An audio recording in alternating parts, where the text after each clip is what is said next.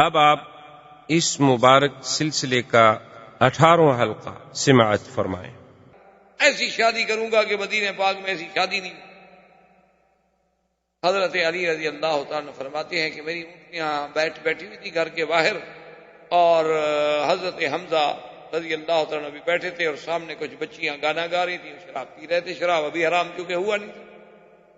میں چلا گیا اپنے گھر میں کیونکہ رسیاں وسیاں ڈھونڈوں سامان اٹھانے کے لیے، باندھنے کے لیے۔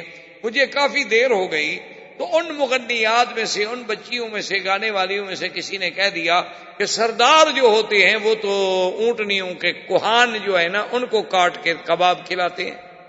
اونٹنیوں کے کوہان کا گوشت بڑا نرم ہوتا ہے کباب بنانے کے لیے۔ حضرت حمزہ جی اٹھے نشے کی حالت میں، انہوں نے جا کے دونوں اونٹنیاں ذبح کر دی، دونوں اونٹنیاں ذبح کر دی اور کہا اونٹنیاں کوہان کاٹو اور کباب بناؤ، کھلاؤ سب۔ اب جناب وہاں کباب بن رہے ہیں، حضرت علی آئے، دیکھا تو اونٹنیاں ذبح ہو گئی ہیں، گوشت جناب کٹا جا رہا ہے اور آگ جلی ہوئی ہے اور سیخیں رکھی جا رہی ہیں اور بیٹھے ہیں۔ انہوں نے کہا، حضرت علی کہتے ہیں میں تو رو پڑا کہ میرے پاس تو کل جائیداد وہی 2 اونٹنیاں تھیں۔ کہتے ہیں کہ میں سیدھا حضور صلی اللہ علیہ وسلم کی خدمت میں گیا، میں نے کہا یا رسول اللہ ما فعل عمک حمزہ، آپ کے چچا حمزہ نے کیا کیا؟ آپ نے فرمایا کیا کیا؟ میں نے کہا چلیں دیکھو تو صحیح حضور۔ کہتے ہیں میں لے آیا، حضرت میرے ساتھ آ گئے، آگے آئے جناب کباب پک رہے ہیں اور تقسیم ہو رہے ہیں، حضرت حمزہ بیٹھے ہوئے ہیں۔ حضور نے فرمایا کہ حمزہ ماذا فعلت؟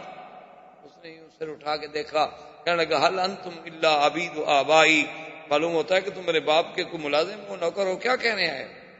کیا بات؟ حضور نے فرمایا علی یہ تو ہوش میں نہیں، جو اللہ کے نبی کو نہیں پہچان سکتا تو اس کو پھر اونٹنیوں کی کون سی پہچان تھی؟ یہ بیچارہ تو اپنے ہوش میں نہیں ہے، چلو میں بدلہ دوں گا، اس کے بجائے آپ کو 2 اونٹنیاں میں دوں گا۔ اب میں چاچے کو کیا کہوں؟ چونکہ چاچا بھی تو وہ بڑا ایک عظمت ہے نا باپ کے مقام پر۔ حضور چپ کر کے واپس آ گئے۔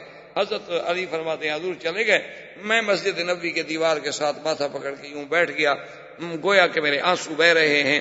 فمر بی عثمان رضی اللہ تعالی عنہ، تھوڑی دیر گزری کہ حضرت عثمان وہاں سے گزرے۔ فرآنی وقال ماذا یبکیک یا علی، انہوں نے فرمایا علی کیا بات ہے، کیوں رو رہے ہو؟ میں نے ان کو سارا قصہ سنایا کہ حضور نے مہربانی کی ہے، بی بی فاطمہ الزہرا کی شادی پہ راضی ہو گئے، اب میرے پاس۔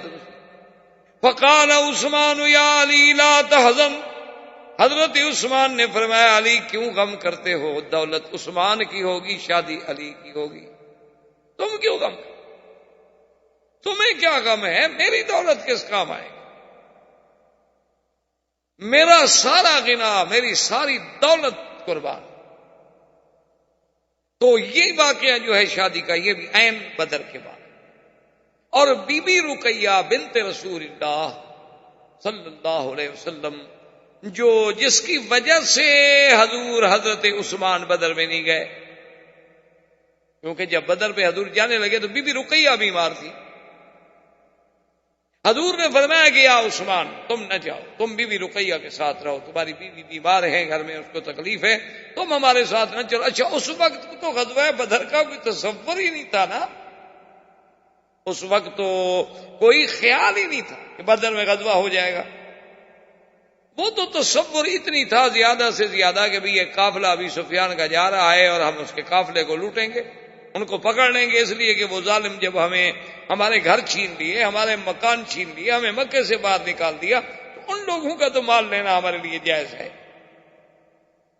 یہ تو اللہ کو منظور یہ تھا کہ بھئی نہیں، اب یہ بات جو ہے، چاہے مسلمان حق پہ تھے، صحابہ حق پہ تھے، اللہ کے نبی حق پہ تھے، لیکن میرے رب چاہتے تھے کہ یہ فیصلہ ہو جائے، اب یہ مارکا بن جائے، اب یہ جہاد بن جائے، اب یہ غزوہ بن جائے، اب یہ ذاتی اغراض پہ باقی نہ۔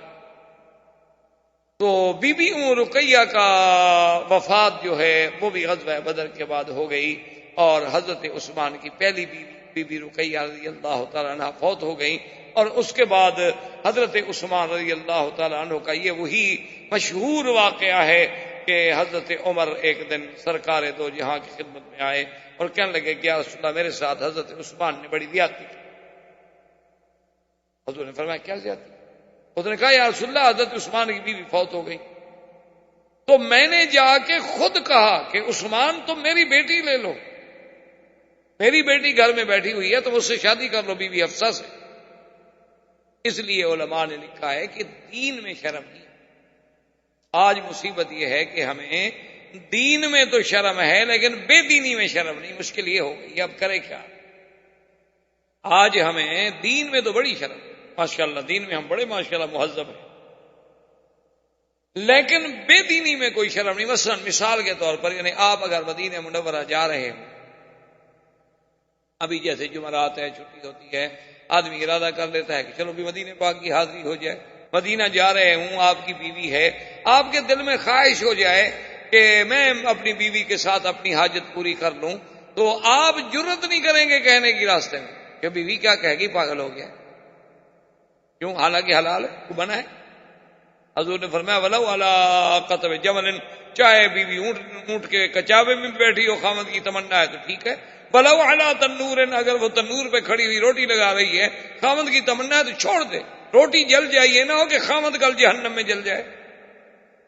لیکن نہیں کہیں، اگر آپ اور ہم، کوئی بھی آپ میں سے، میں ہوں یا آپ ہوں، مدینہ جا رہے ہوں، راستے میں ویسے نعوذ باللہ کوئی لڑکی مل جائے تو کوئی چھوڑے گا؟ وہاں شرم نہیں ہے، اپنی بیوی سے شرم ہے۔ یعنی ہمیں تو حلال سے شرم ہے، دین سے شرم ہے، بے دینی سے شرم نہیں۔ حالانکہ اسلام یہ کہتا ہے کہ بھی دین میں شرم نہیں ہوتا، ان اللہ لا یستحی عن الحق، حق کی بات ہے، کھل کے کرو۔ تو حضرت عمر غصے میں آئے، انہوں نے کہا یا رسول اللہ، عثمان نے میرے ساتھ بہت زیادتی کی۔ فرمایا کیا بات ہو گئی؟ اس نے کہا حضور بھلا بیٹی والا بھی جا کے کہتا ہے کسی کو کہ میری بیٹی لے لو، لیکن میں نے تو خود جا کے کہا کہ میری بیٹی لے لو۔ عثمان چپ جو ہو گئے، جواب بھی نہیں دیا، نہ ہاں نہ نہ، چلو کہہ دیتے میں نہیں لیتا۔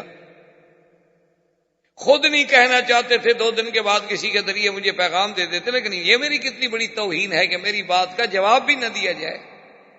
حضور مسکرانے لگے، فرمایا عمر غصہ کرنے کی ضرورت نہیں ہے، اللہ تیری بیٹی کو وہ شوہر دیں گے جو عثمان سے بہتر، اور عثمان کو وہ بیوی دیں گے جو تیری بیٹی سے بہتر ہوگی۔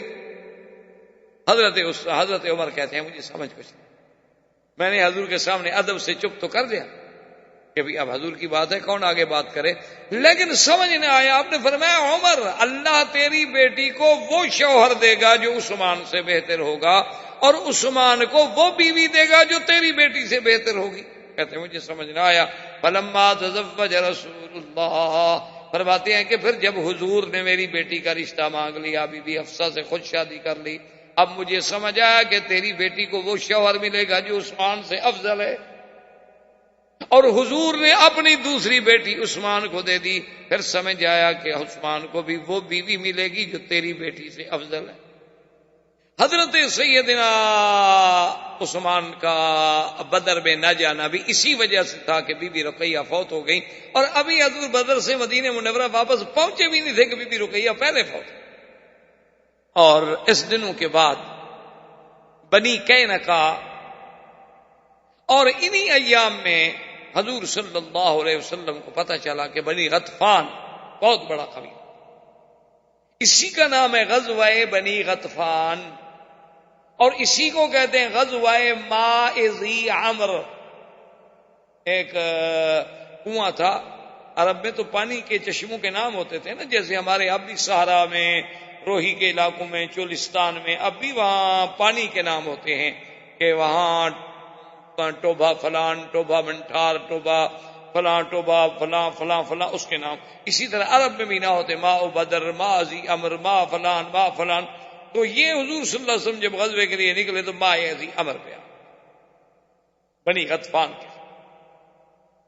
اچھا خدا کی شان دیکھیں کہ یہ وہی جگہ ہے اور یہ وہی واقعہ ہے کہ جس میں سارے صحابہ دور دور دور دور چلے گئے، ایک درخت کے نیچے حضور نے تلوار لٹکا دی اور سو گئے۔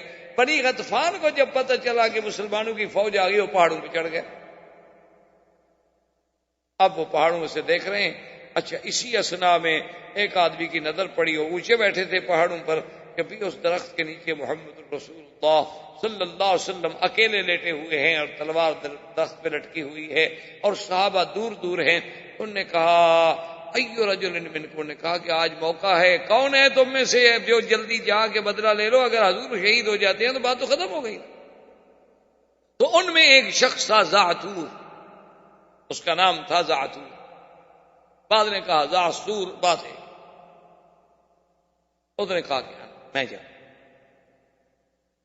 اور وہ جناب اتنے دبے پاؤں ایسے طریقے سے آیا، چونکہ صحابہ تھکے ہوئے تھے، سب درختوں کے نیچے، اچھا حضور بھی لیٹ گئے، حضور بھی آرام، سیدنا محمد رسول اللہ صلی اللہ علیہ وسلم بھی آرام میں ہیں، اور وہ آہستہ آہستہ آہستہ آہستہ آہستہ ایسے طریقے سے پہنچا کہ آ کے فوراً تلوار نکالی، تلوار کھینچی اور حضور کی آنکھ کھل گئی، کہنے لگا من یمنعک منی یا محمد، کہنے لگا اب کون ہے جو آپ کو میری تلوار سے بچا سکے، بلائیں اپنے صحابہ کو۔ حضور نے یوں دیکھا اور فرمایا اللہ، پھر اللہ کہنے والا کون تھا؟ محمد پاک، تم بھی کہتے ہو اللہ، لیکن کہنے والی زبان بھی تو ہونا، اسی لیے لکھا ہے نا کہ ایک ہندو تھا، اس نے ایک درخت کے نیچے اپنا کوئی سسٹم اس طرح کا سیٹ کیا ہوا تھا کہ وہ درخت کے خاص مقام کے نیچے آ کے کھڑا ہو جاتا، اور جب وہ اصل میں وہ سارا سسٹم تھا اور پاؤں سے وہ دباتا تھا، لوگوں کو تو پتہ نہیں تھا، وہ وہاں کھڑے ہو کہتا رام، تو درخت سے آواز آتی رام رام رام، لوگ کافر ہو جاتے، ہندو دیکھو جی میرے کہنے سے درخت بولتا ہے، ہندو قوم بڑی وقار قوم ہے، ابھی دیکھا نہیں تھا ان کا ایک دیوتا دودھ پینے لگ گیا، بڑی عمر میں بیچارے کو پیاس لگ گئی، یا بچپن میں اس کو پلایا نہیں کسی، اور جب تحقیق ہوئی تو جناب نیچے سے پائپ لگائے ہوئے تھے اور دودھ نیچے جا رہا ہے، اوپر ڈال رہے ہیں جی دیوتا صاحب پی رہے ہیں، اور دیوتا ایسا بھوکھا کہ منو من دودھ پی گیا، ایسی بے وقوف قوم، انا للہ و انا الیہ راجعون۔ یہ ہم لوگ ہنستے ہیں، ہم بھی تو 11ویں کا کتنا دودھ پی چکے ہیں، وہ ایک مردہ دیوتا کا شو کرتے ہیں، ہم تو زندہ پی رہے ہیں نا، جانتے ہوئے کہ یہ ناجائز ہے، حرام ہے، غلط ہے، پی رہے ہیں، غیر اللہ کے نام پر نظر ہے، غیر اللہ کے نام پر منت ہے، کیسے حلال ہے پی رہے ہیں؟ تو بہرحال یعنی وہ جب آیا تو ایک اللہ والے تھے، وہ آئے، انہوں نے کہا یہ کیا ہے؟ انہوں نے کہا جی یہ دیکھو درخت رام رام کرتے ہیں، انہوں نے کہا اچھا ادھر ہو جاؤ، تم ادھر ہو جاؤ، ادھر ہو گیا، انہوں نے کہا اب کہو، اب کیسے کہے؟ وہ تو ایک جگہ تھی نا، وہاں میکنزم تھا، باقاعدہ سیٹنگ تھی اس کی، اس جگہ سے جب انہوں نے کہا سنو، اگر اسی سے کفر و اسلام کا فیصلہ ہے تو میں اللہ کی ضرب مارتا ہوں، اگر پتے پتے سے اللہ کی آواز آئے تو مسلمان ہو جاؤ گے؟ ایسے لوگ دنیا میں ختم نہیں ہو گئے، اب بھی اللہ کی رحمت سے ایسے لوگ، اگر اللہ والے اور صحیح معنی میں اولیاء اللہ صلحاء صالحین نہ ہوں اور سب میرے جیسے ہو جائیں، پھر یہ دنیا ظاہر قائم ہی نہیں رہ سکتی، کیونکہ حضور نے فرمایا کہ یہ فنا تب ہوگی حتی لا یقال فی الارض اللہ اللہ، جب کوئی اللہ والا نہیں رہے گا پھر دنیا فنا، تو اس کا مطلب ہے کہ اللہ والے ہیں تو دنیا چل رہی۔ حضور نے فرمایا اللہ، اس کے ہاتھ سے کانپا اور تلوار گر گئی، خود بھی گر گیا، حضور اٹھے، حضور پاک نے تلوار پکڑ لی، حضور نے فرمایا من یمنعک منی، اب بتاؤ تمہیں کون بچائے گا میری تلوار سے؟ اس نے کہا یا رسول اللہ مجھے تو اب کوئی بھی نہیں بچا سکتا، آپ اپنے خلق احسان سے احسان کر دیں تو الگ بات ہے، ورنہ میں کوئی اب رعایت کا مستحق ہوں، اور میں اچھا جاؤ دوڑ۔ تو آپ نے جب اس کو چھوڑ دیا واپس آیا تو لوگوں نے کہا تمہیں کیا ہو گیا؟ اس نے کہا واللہ جب میں نے تلوار کھینچی نا، حضور کے قریب گیا تو ایک ایسا خوبصورت جوان، اس نے میرے سینے میں اتنے زور سے مارا کہ میں گرا اور میرے ہاتھ سے تلوار بھی ٹوٹ گئی۔ نظر جبریل علیہ السلام، اللہ کا فرشتہ جبریل اترا انسان کی شکل میں اور اس نے ظالم کو مارا۔ اب جب یہ حال سنا تو بڑے غضبان بھاگ گئے، انہوں نے کہا جی ان سے کون لڑے؟ حضور صلی اللہ علیہ وسلم وہاں سے بغیر لڑائی کے واپس۔ اسی اثنا میں وہ واقعہ پیش آیا جو بنی قینقاع، یہودیوں کا ایک بہت بڑا قبیلہ تھا، اور یہودی بنی قینقاع جو تھے ان کا اتنا بڑا چہار دیواری تھی، یعنی انہوں نے اپنے پورے ایریے کو باقاعدہ وال سے، دیوار سے بند کیا ہوا تھا، زراعت اندر، قلعے اندر، گھر اندر، دکانیں اندر، مویشی اندر، سب کچھ۔ لیکن کبھی کبھی جو تھے وہ بازار لگاتے تھے، میلے لگتے تھے. عرب میں تو پہلے بازاریں لگتی تھی نا، سال میں کبھی بازار لگ گیا. تو بازار لگا ہوا تھا، ایک مسلمان عورت آئی، ایک دکان سے اس نے سونے کی کوئی چیز خریدی.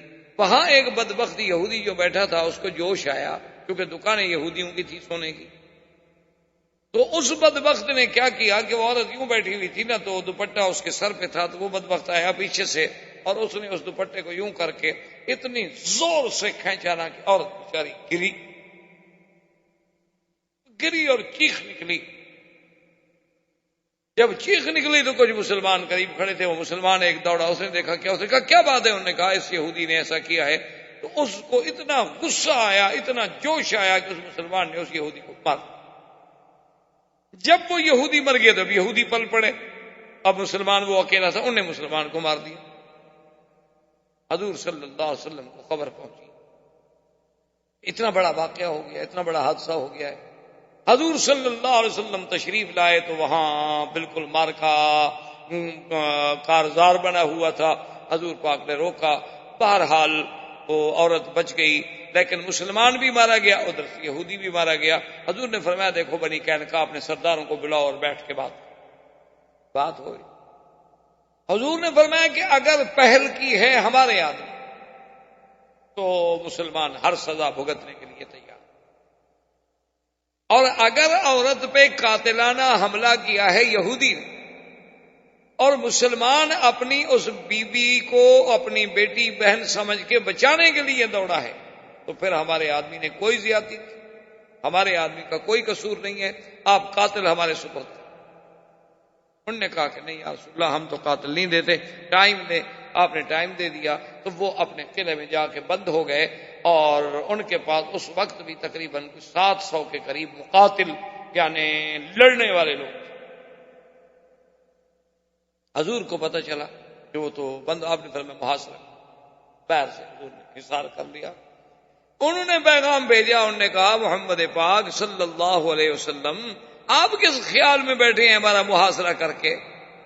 ہمارے تو زراعت بھی اندر ہے، کنویں بھی اندر ہیں، کھیت بھی اندر ہیں، ہم تو یہاں 10 سال بھی اندر بیٹھے رہے تو ہمیں کیا فرق ہو جائے گا؟ آپ ہمیں مجبور نہیں کر سکتے، ہم باہر کم اگرست کے محتاج نہیں نا. ٹھیک ہے محتاج ہیں یا نہیں ہے، ٹھیک ہے اب ہم نے محاصرہ کر لیا ہے، ہم بھی محاصرہ نہیں. 15 دن تک تقریباً محاصرہ قائم رہا. اللہ تبارک و تعالی نے کافروں کے دل میں ایسا روب ڈالا نا، قذف فی قلوبہم الرعب، اللہ نے ان کے دل میں ایسا روب ڈالا. انہوں نے کہا جی ہم اترتے ہیں، ہم قلعے سے نکلتے ہیں. حضور نے فرمایا کہ شرط یہ ہے کہ قلعے سے اترو اور پھر میری مرضی میں جو فیصلہ کروں گا. کہا جی قبول. 700 آدمی قیدی بن کے حضور کے سامنے بیٹھے، کیا فیصلہ فرمایا. عبداللہ ابن ابی ابن ابی سلول ابن سلول جو رئیس المنافقین تھا، بظاہر مسلمان تھا، اس کا بنی قینقاع سے بڑا تعلق تھا. وہ دوڑا ہوا آیا، اس نے کہا کہ یا رسول اللہ احسن الی موالیک، مہربانی کرو ان غلاموں کو احسان کر دو. جب وہ 700 کے 700 نوجوان قیدی بن کے خود بیٹھے ہیں آپ کے آگے، مہربانی کریں ان کو چھوڑ دیں. آپ نے فرمایا ہم ان کو نہیں چھوڑ. اس نے حتیٰ کہ حضور کا کپڑا مبارک پکڑ لیا. اس نے کہا حضور میں تو آپ کے در پہ پڑا ہوں اور آپ کا یہ کپڑا دامن پکڑ لیا ہے، میں تو نہیں چھوڑوں گا، مہربانی کریں ان کو چھوڑیں، میرا تو کچھ بھی نہیں بچتا، میرے حلیف ہیں. حضور نے فرمایا عبداللہ ابن ابی مسعود نہیں. اس نے کہا کہ یا رسول میں پھر دروازے سے نہیں ہٹوں گا، یا تو مجھے مار دیں. ایک آدمی کے بجائے 700 آدمی قتل کر دیا گیا. مہربانی. انہوں نے فرمایا، حضور نے فرمایا غداری انہوں نے کی ہے یا مسلمانوں نے کوئی نقض عہد کیا ہے؟ ان کا تو ہمارا معاہدہ تھا کہ ہم ایک دوسرے کے خلاف کوئی لڑائی نہیں. لیکن جب اس نے مجبور کر دیا، حضور نے فرمایا کہ اچھا تمہاری وجہ سے ہم نے چھوڑ دیا، لے جاؤ. لیکن بنی قینقاع گھبرا گئے اور آہستہ آہستہ انہوں نے بھی خیبر کی طرف نکلنا شروع کیا. اور ادھر قریش مکہ نے سوچا کہ اب ہمارے پاس کوئی حل نہیں ہے، ہمارا تو کوئی قافلہ نہیں جا سکتا تجارت کا، نہ شام نہ یمن. یمن تو چلو ہم جا سکتے ہیں، لیکن شام سے یمن ہم کیسے جائیں؟ تو انہوں نے اپنا ایک اور راستہ اختیار کیا کہ شام سے ہم داخل ہو جائیں عراق. عراق سے ہم جائیں شام یمن، اور یمن سے پھر ہم سیدھا آ جائیں مکہ، لیکن وہ راستہ بہت لمبا تھا، اس راستے سے قافلے لے جانے کے اخراجات بہت بڑے تھے۔ ابو سفیان نے خیر قافلہ جمع کیا کہ بھئی اب تجارت تو کریں، اور پیسے نہیں ہوں گے تو کیا کریں گے، تو 1,00,000 درہم کی تو صرف اس میں چاندی تھی اس قافلے میں، اور اتنی خفیہ طریقے سے قافلے کو انہوں نے روانہ کیا اور چلایا کہ کسی کو خبر نہ چلے۔ اللہ کی شان ہے کہ ایک آدمی تھے نعیم ابن مسعود اور ایک تھے سلیم، یہ اکٹھے بیٹھے ہوئے تھے اور شراب پی رہے تھے۔ شراب پیتے پیتے نعیم ابن مسعود جو نشے میں آیا تو اس نے کہا بھئی بتائے تمہیں ہمارا تو قافلہ اب جا رہا ہے اور قافلہ ایسا، اور سلیم نے اور کھولا، وہ کھلتا کیا شرابی آدمی، سارے معلومات ہو گیا، اس نے مسلمانوں کو خبر کر دی کہ قافلہ ابی سفیان کا آ رہا ہے۔ حضور نے حکم دیا کہ قافلے کو پکڑو۔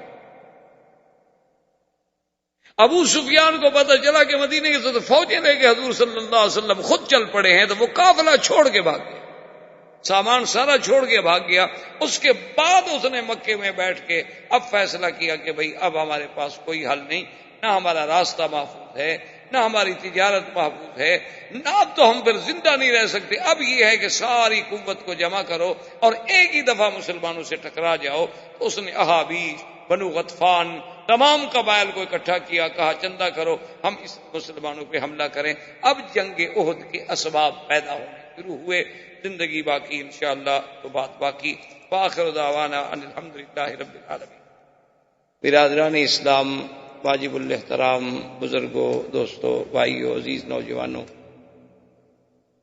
دروس سیرت طیبہ کا سلسلہ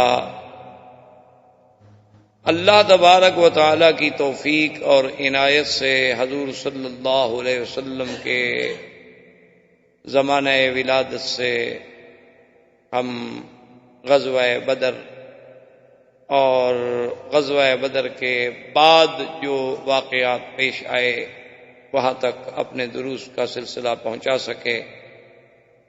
تو غزوہ بدر کی کامیابی کے بعد کفار مکہ پہ اتنی بڑی ضرب پڑی کہ ان کے 70 آدمی مارے گئے، 70 قید ہو گئے، اور اس دور میں تو یہ عدد جو ہیں یہ بہت بڑے عدد سمجھے جاتے تھے۔ یہ تو اب ہے نا کہ چلو جی لاکھوں بندے مر گئے، اس دور میں تو یہ برابر کی لڑائیاں ہوتی تھیں، تلوار کی، تیر کی، اور اس کے بعد نیزے کی، باقاعدہ برابر میں مبارزت، اور بڑے سے بڑا، یعنی یہ تو اس دور میں بہت بڑی فوج سمجھی جاتی تھی کہ مکے والے 1000 آدمی لے کر مقابلے پہ آ جائیں۔ تو اگر 1000 آدمی 313 کے مقابلے پہ اس بری طرح شکست کھائے کہ 70 سردار اس کے مارے جائیں اور 70 جو ہے قید ہو جائیں، تو یہ ان کے لیے کوئی معمولی بات۔ اس لیے پورے کفار جو تھے ان کا خون کھول گیا، اور مکے میں ہر طرف ہر گھر میں ماتم، کیونکہ کوئی ایسا گھر نہیں تھا نا کہ جس کا بندہ یا مارا گیا یا گرفتار ہو گیا، ہر گھر میں ایک ماتم قدا بن گیا۔ ابو سفیان سردار بنا۔ اب دوسری مشکل حضور صلی اللہ علیہ وسلم کی یعنی جو تخطیط تھی اس کے تابع ان کو یہ پیش آئی کہ ان کا ایک اور قافلہ شام سے آنے لگا، تو حضور صلی اللہ علیہ وسلم نے ان پر بھی حملہ آور ہوئے، بنی غطفان قبیلے میں پہنچے تو انہوں نے روک دیا کہ یا رسول اللہ کم از کم آپ ہمارے علاقے میں لڑائی نہ لڑیں، ہمارے قبیلے کا نہ آپ سے کوئی جھگڑا ہے اور نہ ہمارا قریش سے، اور اس وقت قریش ہمارے علاقے سے گزر رہے ہیں، جب یہ ہمارے حدود سے گزر جائیں آپ لڑیں، آپ نہ لڑیں، ہمارا کوئی دخل نہیں، لیکن ہم نہیں چاہتے کہ ہمارے حدود میں لڑائی ہو۔ تو بہرحال قافلہ نکل گیا، لیکن مکے والوں کے لیے ایک مسئلہ تو پیدا ہو گیا نا کہ اب تو قافلہ آ نہیں سکتا، کیونکہ مکہ مکرمہ کا جو راستہ ہے ان کے تجارت کے مراکز جو تھے وہ 2 تھے، ایک شام ایک یمن۔ اب یمن تو وہ جا سکتے تھے، ٹھیک ہے، کیونکہ مکے سے یمن کا راستہ جو ہے وہ تو مدینہ منورہ راستے میں نہیں آتا، وہ تو یہ طریق اللیس سے سیدھا مدینہ چلے گئے، شام یمن چلے گئے، لیکن شام جانے کے لیے جو راستہ ہے وہ تو حل کوئی نہیں تھا ان کے پاس سوائے مدینہ منورہ کے۔ اب انہوں نے سوچا کہ اس کا ہم کیا حل کریں۔ بڑی مشکلوں کے بعد ان کے سرداروں نے مشورہ کیا کہ بھئی اب بدلہ بھی تو لینا ہے نا مسلمانوں سے، وہ تو نہیں بھولتے تھے، قبائل کے لوگ تھے، وہ تو اپنا خون نہیں بھولتے تھے۔ انہوں نے کہا کہ اب ہم یہ کرتے ہیں کہ اپنی تجارتی قافلے جو ہیں ہم بجائے اس کے کہ شام سے مدینہ منورہ آئیں، یوں نہ کریں، بلکہ ہم شام سے براستہ عراق کا راستہ لے کر اوپر سے پھر یعنی بالکل مدینہ منورہ سے کافی دور جو ہے پھر نیچے اتریں، کیونکہ یہ نجد کا علاقہ جو کہلاتا ہے، جو آپ بھی جانتے ہیں کہ یہ حجاز ہے اور پھر نجد ہے، یہ نجد کا علاقہ صرف یہ نہیں کہ ریاض کو نجد کہتے ہیں، بلکہ یہ نجد العراق، پورے عراق تک جو ہے وہ نجد ہے۔ اصل میں کیا معنی؟ نجد کا معنی ہے اونچا، یعنی یہ اونچائی والا علاقہ، اور ادھر جو ہے تہامہ اور حجاز یہ اس کے مقابلے پہ نیچے والا علاقہ ہے۔ تو یہ نجد جب سے شروع ہوتا ہے تو یہ چلا جاتا ہے الی نجد العراق، عراق تک، یہ نہیں کہ صرف اس ریاض کے علاقے کو نجد کہا جاتا ہے۔ اس لیے جو احادیث مبارک میں بعض مقامات پر نجد کے بارے میں باتیں آتی ہیں یا نجدی کے بارے میں باتیں آتی ہیں، تو ہمارے ملک میں بعض علماء، بعض مولوی اسی کو حوالہ لے کے کہتے ہیں ہاں بھی شاید یہی نجدی ہوں گے، وہ اصل میں نجد العراق اس سے مراد ہے، یہ نجد تو مراد ہی نہیں ہے، اس نجد کا تو کوئی نام ہی نہیں تھا۔ یہ تو زیادہ سے زیادہ آپ یوں کہہ سکتے ہیں کہ 100 سال سے متعارف ہوا، 1400 سال پہلے تو اس کا کوئی مقام نہیں تھا کہ کوئی ریاض کا شہر تھا یا کوئی بریدہ تھا یا گسیم تھا یا اس وقت کوئی اس کو نجد کہا جاتا، یہ تو پورا علاقہ مانا ہی نجد العراق تھا۔ تو وہ احادیث میں جو آتا ہے کہ شیطان آیا فی صورت رجل نجدی، ایک شیخ نجدی کی صورت میں جب حضور کی ہجرت کا مسئلہ وہ ہو رہا تھا، تو اسی طرح جب بدر کے لیے آ رہے تھے تو وہ ایک نجدی، تو مانا اس سے یہ ہے کہ نجد کا مانا یہ تھا کہ نجد العراق، اور اس علاقے کے لوگ جتنی پہاڑی تھے وہ بڑے بہادر تھے، بڑے جنگجو تھے۔ اسی لیے تاریخ آپ اٹھا کے دیکھ لیں کہ بغداد کو کبھی کسی نے فتح نہیں کیا، یہ کبھی نہیں ہوا کہ بغداد فتح ہوا ہو، تاریخ موجود ہے دنیا میں۔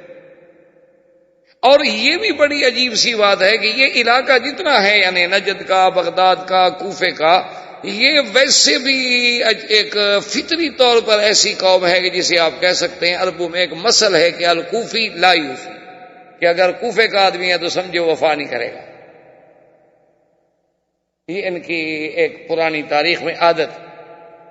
اچھا، محدثین تو یہ کہتے ہیں کہ اذا حدثک رجل من اہل الکوفہ، کہ اگر کوئی کوفے کا آدمی تمہیں کوئی حدیثیں بیان کرے تو 99 کو تو سمجھ لینا نا کہ غلط ہے، اور باقی جو ایک بچے تو اس میں بھی ذرا خیال رکھنا، ہو سکتا ہے کہ وہ بھی صحیح نہ ہو، یعنی محدثین کے ہاں یہ ضرب المثل ہے۔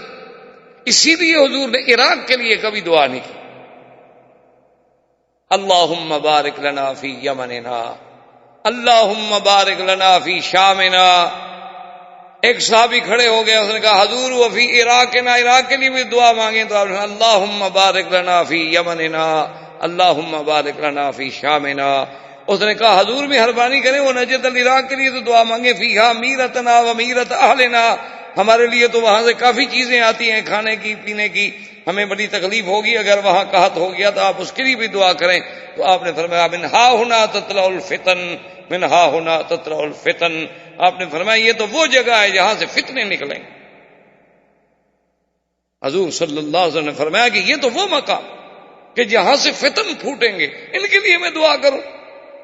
تو اسی طرح یاد رکھیں کہ جو حدیث مبارک میں آتا ہے کہ حضور پاک نے سرکار دو جہاں نے فرمایا کہ ستفترق امتی علی 73 فرقۃ کلہم فی النار الا ما انا علیہ واصحابی، او کما قال رسول اللہ صلی اللہ علیہ وسلم، حضور نے فرمایا کہ میری امت جو ہے وہ 73 فرقوں میں بٹ جائے گی، اور وہ 73 فرقے جو ہیں ان میں سے سب کے سب جہنمی ہوں گے، صرف ایک فرقہ جنتی ہوگا۔ صحابہ نے پوچھا ومن ہم یا رسول اللہ، وہ کون سا فرقہ؟ فرمایا جو میرے اور میرے صحابہ کے راستے پہ، باقی سب جہنمی ہوں گے۔ تو وہ 72 جہنمی فرقے جتنے ہیں ان سب کا منبع پیدائش کیا ہے؟ عراق، وہ سب وہیں سے پیدا ہوئے، 72 کے 72 فرقے، روافض ہوں، خوارج ہوں، نواصب ہوں، قدریہ ہوں، جبریہ ہوں، کرابیہ ہوں، مشبہہ ہوں، سب تمام فتن وہاں سے پیدا ہوئے۔ معتزلہ کے جتنے فرقے ہیں سب وہاں سے پیدا ہوئے، عبداللہ ابن سبا وہاں سے نکلا، حسن ابن سبا وہاں سے نکلا، یہ شیعت کے جھگڑے وہاں سے چلے، یہ سارے فتن حضور نے جو فرمایا تھا من ہا ہونا تطلع الفتن، ہا ہونا تطلع الفتن، یہاں سے فتنے اٹھیں۔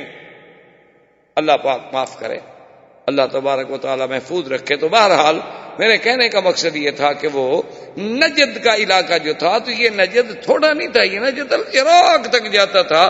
تو اب قریش مکہ نے ایک پلاننگ کی کہ ہم اپنے قافلے کو بھیجیں نجد، عراق، وہاں سے اترتا ہوا مدینہ منورہ سے اوپر اوپر دور آگے وہ نیچے اترے ہی ہوں۔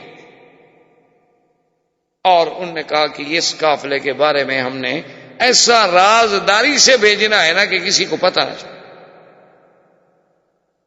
انہوں نے کہا ٹھیک، اور اس میں انہوں نے سب نے پھر پیسہ لگایا اس قافلے کہ بھی اس سے جو مال آئے گا، جو دولت آئے گی تو ہم مسلمانوں سے بدلہ لیں۔ اس زمانے میں 1,100,000 درہم کی تو صرف چاندی تھی، سونا الگ، پیسہ الگ، کرنسی الگ، صرف چاندی جو تھی اس قافلے میں وہ 1,00,000 درہم کی تھی اس زمانے کی۔ اچھا اللہ کی شان دیکھیں کہ 2 آدمی تھے، ایک کا نام سلیم تھا اور ایک کا نام نعیم ابن مسعود تھا، وہ اکٹھے بیٹھے ہوئے تھے اور شراب پی رہے۔ اس زمانے میں شراب شروع، حرام شراب تو تھی نہیں،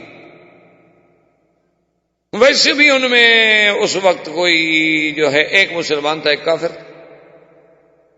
بیٹھے ہوئے شراب پی رہے تھے۔ وہ جب نشہ زیادہ ہوا تو نعیم نے کہا کہ ذرا دیکھو ابھی ہمارا قافلہ ذرا آ جائے خیریت سے، پھر دیکھو ہم مسلمانوں سے کیسے بدلہ لیتے ہیں۔ اب مسلمان کو تو کھوج تو ہونی تھی نا، چاہے کتنا کمزور ہو بیچارہ مسلمان، چاہے کتنا کمزور ہو جائے، کتنا ضعیف ہو جائے، اللہ نے ایک اسلام کے ساتھ محبت تو اس کے ذہن میں، دماغ میں، ضمیر میں رکھی ہے نا، ایک نیچر ہے، فطرت ہے۔ یہ مسلمان کو مسلمان سے محبت ہوتی ہے، کافر کو کافر سے محبت ہوتی ہے۔ المومن بعضهم اولیاء بعض، اللہ فرماتا ہے کہ مومن بھی تو ایک دوسرے کے دوست ہیں۔ آپ دیکھیں، آپ یعنی کسی بھی کفر دیار کفر میں چلے جائیں، ہندوستان کو دیکھ لیں اور کسی جگہ کو دیکھ لیں کہ وہاں کچھ ہو جائے، وہاں کے مسلمان یہ تو کبھی نہیں برداشت کرتا کہ مسلمان کو ذلت ہو یا مسلمان کو شکست ہو۔ حالانکہ آپ دیکھیں یہ ہاکی واکی، کرکٹ شرکٹ، فٹ بال کیا ہوتی ہے، لوگ وہاں میچوں کے لیے رو کے دعائیں کرتے ہیں کہ مسلمان جیت جائیں۔ حالانکہ کیا فرق پڑتا ہے کہ آپ کا کرکٹ میں جیت گیا، کوئی ہار گیا، کوئی مر گیا، کوئی نہ مر گیا۔ اچھا کرکٹ کھیلنے والے کون سے متقی پرہیزگار ہوتے ہیں کہ ان کے لیے دعائیں کریں گے، وہ جہاد سیکھ رہے ہیں بیچارے۔ تو لیکن ایک فطرت ہے، نیچر ہے، ہماری مجبوری ہے، ہم نہ چاہیں تب بھی ہمارے دل سے دعا تو ان کے لیے نکلے، ہم چاہے نہ بھی چاہتے ہیں۔ اچھا کتنے وہاں آپ کے مسلمان ہیں، اور خاص طور پر جو مسلمان آپ کے وہاں عہدوں پر ہیں، منسٹر ہیں، ڈپٹی منسٹر ہیں، ایم پی ایز ہیں، ایم این ایز ہیں، وہ آپ جانتے ہیں کہ وہ تو نام کے مسلمان ہیں اکثر، کیونکہ اگر کام کے مسلمان ہوں تو وہ پاگل تھوڑے ہیں کہ ان کو عہدہ دے دیں، وہ بلکہ بالکل نام کے مسلمان ہیں، بلکہ یعنی وہ ہندو سے ہمارے لیے زیادہ خطرناک ہیں۔ لیکن اس کے باوجود بھی کبھی کبھی اسلام کے بارے میں ان کے دل سے بھی بات نکل جاتی ہے، کریں کہ آخر مسلمان تو ہیں۔ تو یہ ایک فطری بات ہے، ایک محبت کی بات ہے، یہ قدرت نے ایک رشتہ بنایا ہے۔ میں میرے خیال میں امریکہ میں ایک جگہ بیٹھا تھا، کسی پلازے میں کوئی شاپنگ واپنگ لے گئے، ایک نوجوان بچی، بالکل میرے خیال میں 20 سال کی لڑکی ہوگی، دور سے بیچاری دوڑتی آئی، وہ پتہ نہیں اس کو وہ ایکسیلیٹر نہیں ملا، وہ سیڑھیاں چھلانگ پھلانگ کے بیچاری بھاگتے بھاگتے آئی اور السلام علیکم السلام علیکم. میں نے کہا کیا ہو گیا؟ انا مسلم انا مسلم. ٹھیک ہے بھائی، کیا ہو گیا تمہیں؟ تو انہوں نے کہا میں مسلمان ہوں، میں نے دیکھا نا آپ کے عربی لباس کو، تو میں نے کہا مسلمان ہیں، تو میں نے کہا جا کے سلام کرو. بھئی تم کون ہو اللہ کی بندی؟ اس نے کہا میں ترک سے ہوں، ترکی سے ہوں، یہاں میں پڑھ رہی ہوں، تو میں نے دیکھا کہ کچھ لباس میں آپ کا لباس جو تھا، داڑھی اور لباس اور انداز اور ساتھی اور پھر سب داڑھیوں والے، کیونکہ تو اس لیے مجھے اندازہ ہوا کہ یہ مسلمان، حالانکہ وہ انتہائی ماڈرن قسم کی بچی تھی بیچاری، جین پہنے ہوئے، لیکن اس کے دل میں آخر اسلام تھا. تو اس لیے اس نے کہا السلام. تو ہم نے خیر اس کے سر پہ ہاتھ رکھا، اچھا بیٹی ٹھیک ہے، ماشاءاللہ اچھی بات ہے، تم مسلمان ہو، تم مسلمانوں والا لباس اختیار. اس نے کہا کہ وہ تو میرے لیے مشکل ہے، میں مسلمان ہوں، میرا خاندان مسلمان ہے، اتنا مجھے پتا ہے، مجھے تو نہیں پتا نماز کیا ہے، روزہ کیا ہے، حج کیا ہے، قرآن کیا ہے، میں نے تو کبھی دیکھا ہی نہیں. مسلمان ہوں اس لیے کہ میرا باپ مسلمان. خیر پھر ہم نے اس کو اسلامک سینٹر کے ایڈریس دیے، ان دوستوں سے فون بھی کیا کہ بھی بچی ہیں، سنبھالو خدا کے بندو، جب یہ تمہاری قیمتی متاع جو ہے جب لٹ جائے گی پھر تمہیں ہوش آئے گا. تو خیر بہرحال تو انہوں نے قافلہ بھیجا، تو اس نے شراب کے نشے میں، یہ شراب کا نشہ جو ہے یہ ایسی بلا ہے کہ اس میں آدمی پھر چھپا نہیں سکتا. اسی لیے آپ نے دیکھا ہوگا، سنا ہوگا کہ بڑے بڑے جو اسکاٹ لینڈ یارڈ کے انٹروگیشن کے بڑے بڑے جو انویسٹیگیشن کے ادارے ہیں، وہ لوگوں کو شراب پلا کے تفتیش کرتے ہیں. نشے میں آ گیا، بات کھل گئی، بس چڑھ گیا آدمی، وجہ اس کے کہ اس کو مارتے رہیں.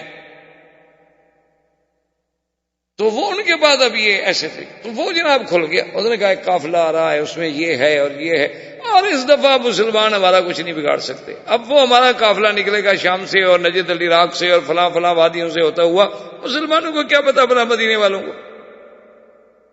وہ جناب اس مسلمان نے بات مدینے پہنچا دی.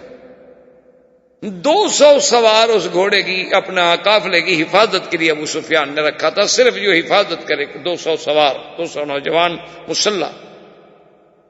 مسلمانوں کو پتہ چلا، حضور نے حکم دیا صحابہ کو کہ نکلو میں مقابلے پہ، کیونکہ دشمن کی اقتصادی طور پر جب چار رگ نہ کاٹی جائے تو دشمن تو نہیں ہار سکتا. سب سے بڑی جنگ تو اقتصادی جنگ ہے. تو اب جناب یہ ہے کہ یہ تو ہم کس بات کا رونا روئیں. وہ جیسے ایک بزرگ نے کہا تھا نا جی کہ اپنا تن ہم داغ داغ شد پمبا کجا کجا نہیں ہم، کہ جب سارے بدن پہ زخمی زخموں تو بھائی کہاں کہاں پھایا رکھیں، کہاں کہاں مرم لگائیں. تو اصل بات تو یہ ہے نا جی کہ آج جو کہتے ہیں نا جی مسلمان قافلے لوٹتے تھے، بدر میں قافلہ لوٹنے آئے تھے، اور تم کیا کر رہے ہو اقتصادی طور پر سارے مسلمان ملکوں کے ساتھ؟ تمہاری اگر اقتصادی جنگ ہے، تمہاری بھی تو اقتصادی جنگ تھی. تم نے کیا کیا ہوا ہے کہ 2 بروکر آ کے ایک ملک میں بیٹھ جاتے ہیں، پورے اس ملک کے ڈالر خرید لیتے ہیں، اس کے بعد اپنے مرضی سے بیچتے ہیں، 2 دن کے اندر اندر ملک کی پوری معیشت ختم ہو جاتی. کیا ہو رہا ہے مسلمان ملکوں میں؟ آپ نے دیکھا ہے صرف 2 آدمی 2 بروکر آ جاتے ہیں، وہ پورے جتنا اس وقت یعنی جو فارن کرنسی اویلیبل ہو اس ملک میں، پاؤنڈ ہے، ڈالر ہے، مارک ہے یا نئے کوئی، سب لے لیں، جس بھاؤ پہ ملتا ہے لے لیں. اب 2 دن کے بعد جناب ملک کو ہوش آتی ہے کہ ملک پہ تو ڈالر نہیں رہا، ہم نے تو آگے قرضہ دینا ہے، باہر ایلسیاں کھلی ہوئی ہیں، پیمنٹ کرنی ہے، وہ تو سارا لین دین ہم ڈالر میں کرنا ہے، اب کہاں سے؟ انہوں نے کہا جی وہ تو پارٹی. اچھا وہ کہتے ہیں جی ٹھیک ہے ہم بیچنے کے لیے تیار ہیں، لے لو. 40 پہ خریدا تھا، 65 پہ بیچ رہے ہیں. دھڑام سے ملک جو ہے جناب ختم. کبھی سٹاک ایکسچینج بیٹھ گیا، کبھی سٹاک مارکیٹ بیٹھ گئی، کبھی یہ بیٹھ گیا، کبھی وہ بیٹھ گیا. کیونکہ مسلمان تو ماشاءاللہ اللہ ان کو پیسے دے دے، پھر یہ تو ایک ہی بات سوچتا ہے نا کہ بھی کار بھی نہیں ہو، بیوی بھی نہیں ہو، بس یہ 2 ماڈل تبدیل ہونے ضروری ہیں اگر پیسے ہوں. یہ جو شریف ہیں ایک والے، ان کے پلے کچھ نہیں، ان کو پیسے دے دیں، آپ دیکھیں کل کیا کرتے ہیں. میں نے اپنے 99 سال کے دوست دیکھے ہیں جن کو پیسے ملے جناب تو دوسرے دن شادی کر. یہ جن کی تنخواہ میں گزارا ہے پورا سورا، مکان کا کرایہ، کھانا پینا، اس کے بعد کو 500,000 ریال بچ گیا، وہ بیچارہ کیا شادی کا سوچے گا؟ اس کو تو پہلی بیگم ہی ڈراتی ہے خواب میں. تو اگر اسے آپ دولت دے دیں تو پھر دیکھیں کہ جناب وہ کتنی دولتیاں مارتا ہے. دولت کے ساتھ دولتیاں تو پھر کھلتی ہیں نا، یہ تو اس کا اثر ہے. تو اب جناب جب قافلہ نکلا، مسلمان جب پہنچے، اللہ نے ایسا روب ڈالا نا جی کہ وہ قافلے کا قافلہ چھوڑ کے بھاگ گئے، قافلہ اپنا سامان چھوڑ کے بھاگ. اسی اسنا میں سوق قینقاع میں، بنی قینقاع کی سوق تھی جس میں منڈی لگتی تھی مدینہ منورہ میں، ایک یہودی بدبخت نے ایک مسلمان لڑکی کے گلے میں کپڑا ڈال کے اس کو خنق کرنے کی کوشش کی. وہ بیچاری بچ تو گئی لیکن بے ہوش ہو کے گر گئی. اس پہ لڑائی شروع ہو گئی اور ایک مسلمان نے اٹھ کے اس یہودی کو مار دیا. اب یہودی ان کے چونکہ زیادہ طاقت تھی، ان کا گھر کبھی قریب تھا، ان کے بندوں نے آ کے مسلمانوں کو مار دیا. ایک نیا مسئلہ پیدا ہو. یہ سارے اسباب تھے. ادھر ابو جہل کی قتل، کفار کی موت، اور پھر بنو نذیر اور بنی قینقاع یہودیوں کی ذلت جو مدینے میں رہنے والے تھے. یہ سارے اسباب بنے کہ اب سارے کافر مل کے ایک مستقل حملے کی تیاریاں کر کے تیار ہوئے کہ بھئی اب حل کوئی نہیں ہے، اب مسلمانوں کے ساتھ اپنی پوری قوت کو ٹکرا دو. ابو سفیان دوڑا، بنو غطفان کے پاس گیا، احابیش کے پاس گیا، قبائل کے پاس گیا، بنو ثقیف کے پاس گیا، بنو حذیل کے پاس گیا. تمام قبائل کو جا کے تقریریں کر کر کے اس نے ابھارا کہ بھئی مسلمان تو ہمارے لیے ایک مسئلہ بن گئے ہیں، اب ہم سب مل کے ایک دفعہ مدینے پہ حملہ کریں تاکہ ان کی قوت کو ہمیشہ کے لیے ختم. اور ابی سفیان بہت بڑا خطیب تھا، بولنے والا تھا اور سردار تھا قریش کا، بڑا خوبصورت انسان تھا، اور اس کی بات میں ایک جادو تھا. وہ جہاں جائے اور تقریریں کرے اور لوگوں کو ابھارے. انجام یہ ہوا کہ تھوڑے سے وقت میں، حالانکہ اس سے پہلے ابی جہل جیسا بدبخت تھا، اس سے پہلے امیہ بن خلف تھا، عتبہ عتیبہ تھا، شیبہ ربیعہ تھا، ولید بن المغیرہ تھا، لیکن وہ سارا زور لگا کہ 1000 بندہ تیار کر پائے. ابو سفیان نے 3000 بندہ تیار کیا مدینے پہ حملہ کرنے کے. یہ یہاں سے جب نکلے حضور صلی اللہ علیہ وسلم کو خبر کہ کفار تیاری کر چکے ہیں، اور معلوم یہ ہوا کہ یہاں کے یہود جو ہیں وہ بھی ان کے ساتھ ملے. حضور صلی اللہ علیہ وسلم نے صحابہ کو جمع کیا، کیونکہ اللہ کا حکم تھا کہ کوئی مسئلہ پیش آ جائے تو آپس میں مشورہ کرو. سرکار دو جہاں صلی اللہ علیہ وسلم نے سارے صحابہ کو بلا لیا جو بڑے بڑے ارباب حل و عقد تھے، جیسے سیدنا ابی بکر، سیدنا عمر، سیدنا عثمان، سیدنا علی، طلحہ، سعد، بڑے بڑے لوگ جو تھے، جو یعنی صاحب فکر و رائی تھے، ان سب کو بلایا گیا. تو اس میں عبداللہ ابن ابی ابن سلول جو منافقوں کا سردار تھا وہ بھی آ گیا، چونکہ وہ بھی تو ایک قبیلے کا سردار تھا اور بظاہر مسلمان تھا. اسلام کی عظمت دیکھیں کہ اللہ نے ایک حکم رکھا ہے کہ کوئی فیصلہ، چاہے وہ خلیفہ ہو، چاہے امیر المومنین ہو، چاہے بادشاہ ہو، اسلام اجازت یہ نہیں دیتا کہ وہ اپنے عقل کل اپنے آپ کو بنا لے اور خود فیصلے کر لے. نہیں، فشاورہم فی الامر فاذا عزمت فتوکل علی اللہ. اللہ نے فرمایا میرے نبی ہر مسئلے میں مشورہ. اسی مشورے کو آپ کے لوگ جو ہے نا جمہوریت قرار دیتے ہیں، حالانکہ یہ بات نہیں. مشورے کا معنی ہوتا ہے ارباب حل و عقد سے، یعنی ان لوگوں سے رائے لی جائے جو صاحب الرائے ہیں. مثلا ایک آدمی کو اگر کوئی زخم لگا ہے، چوٹ لگی ہے، تو اب اس کا فیصلہ جو ہے وہ تو ڈاکٹر کی اوپینین کر سکتی ہے نا. یہ تو نہیں مولوی وکیل کو بلا کر اس کے بارے میں رپورٹ لکھو جی کتنا گہرا زخم ہے، کتنا چوڑا ہے، کتنا لمبا ہے، ہڈی تک پہنچا ہے نہیں پہنچا ہے، اب یہ کتنا نقصان دے، مجھے کیا پتا بھائی. معنی یہ ہوتا ہے کہ ہر صاحب رائے سے رائے لی جائے جو اس موضوع پہ ایک اتھارٹی ہے، اس سے پوچھا جائے. حضور صلی اللہ علیہ وسلم نے فرمایا کہ بھی اس میں تو کوئی شک نہیں نا کہ کافر آ رہے ہیں، چل پڑے ہیں مکے سے، وہ نکل پڑے ہیں، اب وہ کوئی سیر کرنے تو نہیں آ رہے ہیں نا. اس زمانے میں 3000 کا قافلہ چلانا، 3000 آدمی کا کھانا اور 3000 آدمی کا سارے اخراجات برداشت کرنے، سفر کی تکلیفیں، صعوبتیں، دکھ سکھ، بیماریاں، پھر ان کے پیچھے جو گھر والے لوگ ہیں ان کے اخراجات، خرچے کون دے گا؟ جو لوگ تمہارے لیے جنگ پہ نکل رہے ہیں. تو حضور نے فرمایا کہ اب مشورہ ہمیں یہ کرنا ہے کہ کیا ہم مدینہ منورہ کے اندر شہر میں داخل ہو کر لڑیں یا ہم مدینہ منورہ سے باہر نکل کر ان کا راستہ روکیں. حضور پاک نے ایک رائے طلب کی. صحابہ نے پوچھا یا رسول اللہ صلی اللہ علیہ وسلم آپ کی رائے مبارک کیا ہے؟ حضور نے فرمایا میری رائے تو یہ ہے کہ ہم مدینے سے نہ نکلیں. انہوں نے کہا کہ اس کی وجہ حضور نے فرمایا انی رائے تو رویا میں نے خواب دیکھا ہے اور خواب میں میں نے یہ دیکھا ہے کہ بقرن تذبح کہ ایک گائے ذبح ہو رہی اور میں نے خواب میں یہ بھی دیکھا ہے کہ میری جو تلوار ہے نا اس کے منہ پہ دندانے پڑ گئے ہیں یعنی اب اس میں کٹ لگ گئے ہیں وہ صحیح نہیں جیسے چاقو میں دندے پڑے نہیں وہ کام نہیں کرتا تیزی ختم ہو جاتی ہے. اور تیسرا میں نے یہ دیکھا ہے کہ پھر میں ایک محفوظ قلعے میں داخل ہو گیا ہوں.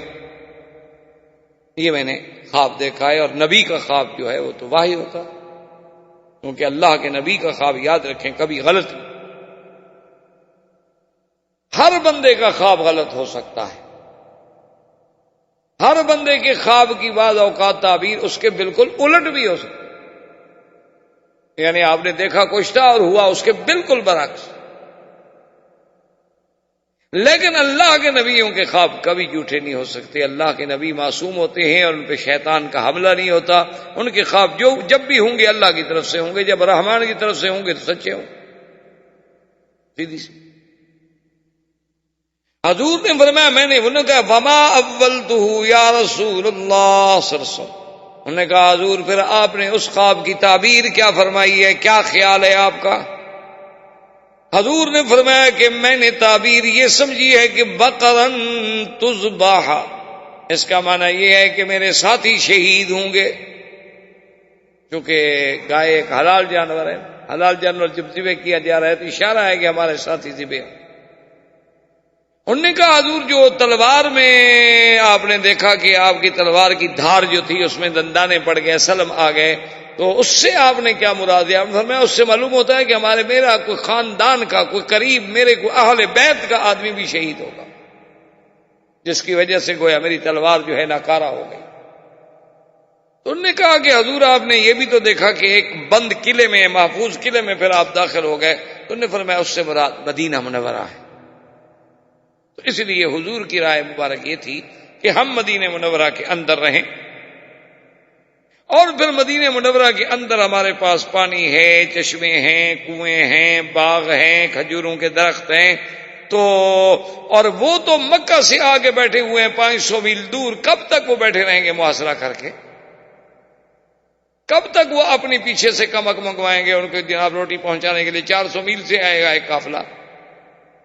گندم ختم ہو گئی, آٹا ختم ہو گیا, کھجور ختم ہو گئی تو 400 میل سے آئے گی. تو اس لیے میرا خیال یہ ہے کہ لیکن اصل بات یہ تھی کہ یاد رکھیں سب سے پہلی بات تو تقدیر کا فیصلہ ہے کہ جو اللہ فیصلہ کر چکا اس کو کون روک سکتا. اسباب یہ تھے کہ بعض صحابہ جو بدر میں شریک نہ ہو سکے اور بدر کے بارے میں جب اللہ نے قرآن اتارا اور حضور نے ان کی شان بیان کی تو صحابہ میں وہ تڑپ پھرائے کہ بھائی ہائے پہلا غزوہ تھا اور اتنی شان والا غزوہ اور ہم لوگ اس میں شریک نہ ہو سکے. تو حضرت انس بن النضر کھڑے ہوئے, انہوں نے کہا کہ یا رسول اللہ میں غزوہ بدر میں بھی شریک نہیں ہو سکا. خدا کی قسم ہے کہ اگر اللہ نے مجھے کوئی موقع دیا نا کافروں کے ساتھ لڑنے کا تو پھر میں دکھاؤں گا کہ لڑائی کیسے ہو. حضور نے سن. اچھا وہ عبداللہ ابن ابی ابن سلول جو کافر منافقوں کا سردار تھا اس کی بھی رائے یہ تھی کہ ہمیں مدینہ منورہ سے باہر نہیں جانا چاہیے. رائے اس کی بھی یہی تھی. اچھا وہ تو اس کی رائے تو واضح بات ہے بزدلی پہ مبنی تھی. وہ تو بزدل تھا کہ باہر جا کیوں لڑے, جو شہر میں ہے نا کسی کو کیا پتا ہم لڑ رہے ہیں کہ نہیں لڑ رہے. شہر میں بیٹھے ہوئے ہیں جی ٹھیک ہے جی ہم بھی لڑ رہے ہیں نا, بیٹھے ہوئے تھے اپنے گھر میں ہیں. تو اس کی رائے اپنی تھی لیکن صحابہ کا جوش خروش دیکھنے کے بعد اپنا حضور پاک چپ کر کے اٹھے اور اپنے گھر تشریف. گھر سے جب حضور واپس آئے تو آپ نے وہ زرہ جو پہنی جاتی تھی نا تیر سے بچنے کے لیے, لوہے کی زرہ بنی ہوتی تھی, آپ نے ایک زرہ نیچے پہنی، ایک زرہ اس کے اوپر پہنی، اور سر پہ آپ نے لوہے کا وہ خود پہنا، جسے لوہے کی ٹوپیاں ہوتی ہیں۔ آج بھی آپ دیکھیں نا جی، جو آپ کے انجینئر لوگ جو ہیں کسی سائٹ پہ کام کر رہے ہیں، تو سر پہ بیچارے ٹوپیاں رکھتے ہیں تاکہ بھی اوپر سے خدا نہ خواستہ کوئی چیز گر جائے، کوئی چیز تو ہیڈ جو ہے سر پہ تو چوٹ نہ لگے۔ اب سب صحابہ گھبرا گئے، انہوں نے کہا بھی حضور تو جنگ کے لیے تیار ہو کے آ گئے، لیکن معلوم یہی ہوتا ہے کہ ہم نے جو بار بار کہا نا کہ باہر لڑیں باہر لڑیں باہر لڑیں، اس کا مطلب ہے کہ ہم نے مجبور کیا ہے حضور کو، حضور کی ذاتی رائے نہیں ہے۔ کہیں ایسا نہ ہو اس وجہ سے کوئی اللہ کی ناراضگی ہم پر آ جائے۔ تو انہوں نے کہا کہ یا رسول اللہ نحن اکرہناک علی الخروج، کہ ہم نے آپ کو مجبور کیا ہے نکلنے پر، ورنہ ہم جانتے ہیں کہ آپ کی طبیعت نہیں ہے۔ فالامر بما شئت، اب بھی معاملہ آپ کے ہاتھ میں ہے، ہم کوئی باہر تو نہیں گئے نا، ابھی تک تو ہم اپنے گھر میں بیٹھے ہیں، اس لیے اگر آپ چاہتے ہیں کہ ہم باہر جا کے نہ لڑیں تو ٹھیک ہے۔ حضور نے فرمایا ما ينبغي لنبی، اللہ کے نبی کی یہ شان نہیں ہوتی کہ وہ جب جنگ کے لیے ایک دفعہ تیاری کر لے اور لباس پہن لے اور اس کے بعد پھر شک کرے اور تردد کرے، اب چلو بس جو اللہ کو منظور ہے وہی ہو۔ اور اللہ بھی تو فیصلہ فرما چکے تھے نا کہ امتحان تو ہونا ہے۔ اب یہ دونوں لشکر جو ہیں مقام احد آپ نے دیکھا ہے، جبل احد، یہ وہ عظیم جبل ہے جس کو اتنا بڑا شرف ملا ہے کہ حضور پاک کا محبوب ہے، اور یہ بھی اللہ کے نرالے فیصلے ہیں، آدمی کی سمجھ سے بالا تر ہیں۔ اس لیے مسلمان کا کام یہ ہوتا ہے کہ وہ تقدیر کے ہر فیصلے پہ سر جھکا دے، بات سمجھ آ جائے تو آمنا، نہ سمجھ آ جائے تو ہمارے عقل کا قصور ہو سکتا ہے، اللہ کی حکمت میں تو کوئی قصور نہیں ہو سکتا۔ یعنی سب سے بڑا پہاڑ جو محبوب پہاڑ ہے حضور کا وہ احد ہے، اور اسی محبوب میں ہی محبوب کو شکست ہوئی۔ حضور صلی اللہ علیہ وسلم جب احد کے لیے تشریف لے گئے، وہاں پہنچنے کے بعد آپ نے اپنے صحابہ کو بلایا، اور ان میں سے 70 صحابہ کی آپ نے ڈپٹی لگائی کہ تم یہ دیکھ لو کہ یہ سامنے دو پہاڑوں کے درمیان میں تھوڑا سا فاصلہ ہے، جسے کہا جاتا ہے کہ ایک راستہ ہے، درہ ہے، ایک تو ہے نا پہاڑیوں ملا ہوا ایک جگہ، ایک تھوڑا سا پہاڑ میں فاصلہ۔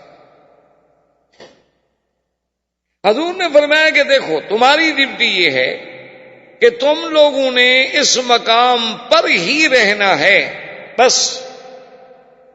حتیٰ کہ حضور نے اتنے سخت لفظ بھی فرمائے کہ اگر ہم سب کے سب قتل ہو جائیں اور جنگل کے بھگیاڑ آ کر ہماری بوٹیاں نوچ رہے ہوں تب بھی آپ نے یہ جگہ نہیں چھوڑنی، آپ لوگوں نے یہیں کھڑے رہنا ہے۔ انہوں نے کہا یہاں سے ٹھیک۔ اسی طرح پھر صحابہ میں رضوان اللہ علیہم اجمعین میں کچھ میسرا، کچھ میمنہ، اور کچھ کی درے پہ ڈپٹی لگی۔ ابو سفیان بھی آ گیا، اور ابو سفیان پورے قافلے کی قیادت کر رہا تھا، اور جنگ کی قیادت جو تھی وہ خالد بن الولید کر رہے تھے۔ خالد ولید ابھی مسلمان نہیں ہوئے تھے، اور یہ تو تاریخ جانتی ہے کہ خالد بن الولید جیسا جنگجو آدمی اور جنگ کا ماہر، کہ جس کے جنگی کارناموں کو تو قیصر اور کسریٰ نے اور روم نے اور سب نے تسلیم کیا، کہ اتنا اچھا جنگ لڑنے والا، لڑانے والا آدمی ہم نے نہیں دیکھا دنیا۔ اب جناب مسلمانوں کی اور کفار کی حرب شروع۔ اچھا خدا کی قدرت دیکھیں کہ کافروں کا جب آدمی آیا پہلی مبارزت میں تو کافر کا آدمی مارا گیا، ان کا دوسرا آدمی آیا وہ دوسرا بھی مارا گیا، تیسرا آدمی آیا وہ تیسرا بھی مارا گیا۔ اب کافر گھبرا گئے پھر کہ بھئی یہ کیا ہوگا، یہ تو پھر ہمارے لیے یہاں بھی کوئی خاص ہماری اتنی قوت ہے، اتنی طاقت ہے۔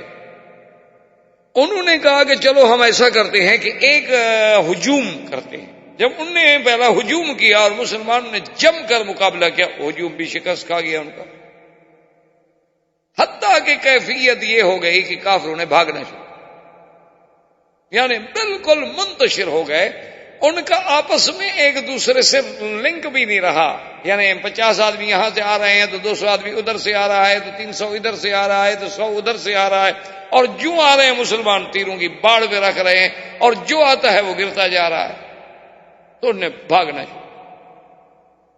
اللہ کے قرآن میں جیسے غزوہ بدر کے بارے میں اللہ نے قرآن میں آیات نازل فرمائی ہیں، غزوہ احد میں اس سے بھی زیادہ تفاصیل اللہ کے قرآن میں ایک ایک کلمے کی تفسیر موجود ہے، اور جس بندے کے سامنے سیرت رسول کا پہلو نہ ہو وہ ان آیات قرآن کو سمجھ ہی نہیں سکتا۔ اب جب کافر بھاگنے لگے، منتشر ہونے لگے، ان کی قوت جو تھی وہ یعنی منتشر ہو گئی، طاقت ان کی ختم ہونے لگی،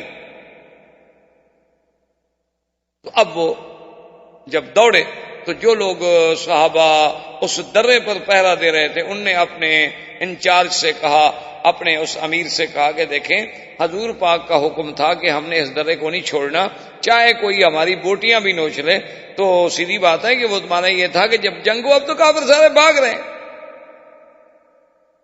وہ تو بھاگ گئے، تو ہم مال غنیمت میں بھی کیوں شریک نہ ہو جائیں؟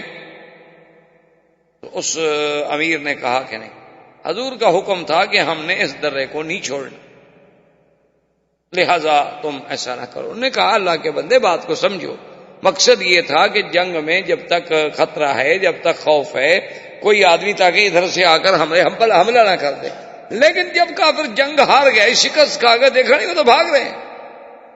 انہوں نے کہا کہ نہیں، لیکن صحابہ نے بات نہ مانی، جس وجہ سے اللہ کی طرف سے یہ عتاب آیا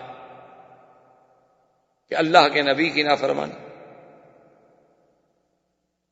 لیکن علماء نے بڑی ایک عجیب بات لکھی ہے، انہوں نے کہا کہ ابلیس نے آدم کے سجدے کے لیے نافرمانی کی، قیامت تک لعنت کا مستحق بن گیا، اور صحابہ نے صرف اپنے امیر کے حکم کی نافرمانی کی تو 70 صحابہ شہید ہو گئے، اور ہم صبح سے لے کر شام تک نبی کی نافرمانیاں کرتے ہیں، اور پھر ہمارا خیال یہ ہے کہ نہیں ہم تو بڑے عاشق رسول ہیں اور ہم تو بالکل جنت کے ٹھیکیدار ہیں، جنت تو بنی ہمارے لیے۔ کبھی ہم نے بھی سوچا ہے کہ بھی ہماری تو ہر قدم پہ عصیاں ہے، ہماری تو ہر قدم پہ نافرمانی ہے حضور پاک کی، ہمارے لباس میں، ہماری صورت میں، ہماری سیرت میں، ہمارے گھریلو ماحول میں، ہمارے بچوں میں، اٹھنے میں، بیٹھنے میں، تمام معاملات میں۔ الا قلیل من عبادی الشکور، بہت کم بندے ہوں گے جو اللہ کی شریعت کے مطابق اپنی زندگی گزار رہے ہیں، جن کو اللہ نے نصیب کیا پتہ نہیں کتنے، 1% بھی شاید نہ ہوں۔ تو بہرحال جب وہ صحابہ وہاں سے ہٹے، خالد بن الولید اسی انتظار میں تھا، وہ دیکھ رہا تھا، اس نے اپنی منتشر قوت کو اکٹھا کیا اور لوگوں کو غیرت دلائی۔ وہ کیا ہو گیا ہے، کیوں بھاگے جا رہے ہو؟ کمال کی بات ہے، تمہارے سامنے چند ایک آدمی مسلمان ہے، کیونکہ حضور جب نکلے تو 1000 کا لشکر، ادھر 3000 کا لشکر، 350 آدمی عبداللہ ابن ابی ابن ابی سلول منافق کی جماعت کا آدمی تھا، وہ واپس آ گیا۔ اس نے کہا ہم تو نہیں لڑتے۔ انہوں نے کہا کیوں؟ نے کہا بھی قتال تھوڑی ہے، یہ تو قتال نہیں، اگر قتال ہوتی تو ہم لڑتے، یہ کوئی قتال ہے کہ 3000 آدمی کے سامنے 400-500 آدمی لے کے چل جاؤ، یہ کیا بات ہے؟ وہ بھاگے۔ اب 350 آدمی جب نکل جائے 1000 میں سے، تو 650 آدمی باقی رہے، تو ان کی بھی تو کمر ٹوٹ گئی۔ آدمی کے حوصلے تو ہار جاتے ہیں نا جب آپ ایک جماعت جا رہے ہیں اور آدھے آدمی ٹوٹ جائیں۔ تو ایک تو مسلمانوں پر اس کا اثر تھا، دوسرا خالد بن ولید نے اپنی بکھری ہوئی قوت کو جمع کیا، اسی طرح سے حملہ آور ہوا۔ وہ تو جب حملہ آور ہوا، مسلمان تو بیچارے گویا کہ یوں سمجھے نا کہ بھی وہ تو انتظار میں پھر بیٹھے ہوئے تھے، کیونکہ وہ تو اپنی تلواریں پھینک چکے، ہر چیز ختم ہو گئی، وہ تو مال غنیمت جمع کر رہے ہیں، بڑے آرام سے بھاگ رہے ہیں، دیکھ رہے ہیں۔ وہ تو آیا، اس نے تلواروں پر رکھ لیا نا مسلمانوں کو۔ اللہ معاف کرے، اللہ معاف کرے کہ وقت فشل قتل فی المسلمین، مسلمانوں میں قتل ایسے ہو گیا کہ جیسے نعوذ باللہ اللہ پاک رحمت فرمائے کہ گاجر کٹتی ہے، مولی کٹتی ہے، مسلمان ایسے کٹ رہے۔ سرکار دو جہاں کو اتنی زبردست حملہ ہوا اور چوٹ لگی کہ جو آپ نے خود پہنی ہوئی تھی اس کی پوری ایک لوہے کی اپنی کیل جو تھی وہ سر مبارک میں گھس گئی، اور ایک کیل جو تھی وہ رخسار مبارک میں گھس گئی اور آپ کے دندان مبارک شہید ہو گئے، اور ایک گڑا تھا جس میں سرکار دو جہاں گر گئے، اور کافروں نے پوری طاقت وہاں لگا دی۔ لیکن اللہ تبارک و تعالی نے جن کو توفیق بخشی تھی، صحابہ نے بھی پھر اپنی جان وہی لگا دی، حتیٰ کہ ابو طلحہ یعنی وہ صحابی ہیں کہ جنہوں نے حضور سرکار دو جہاں کو کافروں کے تیروں سے بچانے کے لیے یعنی اپنی ڈھال دی، ڈھال ٹوٹ گئی، ہاتھ دیا، اپنا بدن اوپر گرا دیا کہ میں چھل نہیں ہو سکتا ہوں، لیکن اللہ کے نبی تک اب میں کوئی تیر نہیں آنے دوں۔ صحابہ جناب ایک پہ ایک بیچارے گر رہے ہیں، لیکن حضور صلی اللہ علیہ وسلم کے تحفظ کے لیے صحابہ نے بھی جان کی بازی لگا دی۔ سیدنا ابو بکر، سیدنا عمر، سیدنا علی، سیدنا حمزہ، بڑے بڑے جنگجو صحابہ، حضرت سعد، عبد الرحمن بن عوف، سب نے پھر اپنا زور لگایا، کافروں کا وہاں سے زور ٹلا۔ اب وہ حضور کو لے کر سامنے پہاڑ چونکہ قریب تھا، چاہتے تھے کہ کسی طرح پہاڑ پہ ہم چڑھ جائیں تاکہ ان سے دور تو ہو جائے نا، تاکہ کچھ حضور سانس تو لے سکیں، لیکن خون اتنی جاری تھا کہ خون بند نہیں ہوتا، اور وہ جو کیل لگی تھی وہ نکل نہیں رہی۔ صحابہ گھبرا گئے کہ اتنے خون نکل جانے کے بعد کیا ہوگا۔ تو عبد الرحمن ابن عوف جو ہیں انہوں نے آ کر زور لگایا، لیکن نہیں لگا۔ انہوں نے پھر اپنا دانت یعنی اپنے منہ سے دانتوں سے اس کیل کو پکڑا، کیونکہ تھوڑی سی ظاہر تھی، اس کیل کو پکڑا اور کھینچا، ان کے دانت ٹوٹ گئے، لیکن کیل پھر بھی نہیں نکلی۔ پھر عبد الرحمن ابن عوف نے دوسری جانب سے دانتوں سے پکڑا اور زور لگایا تو کیل نکل آئی، لیکن اس کے نکلنے سے تو خون کے فوارے پھوٹ پڑے۔ اب صحابہ کوشش کر رہے ہیں، خون بند نہیں ہوتا۔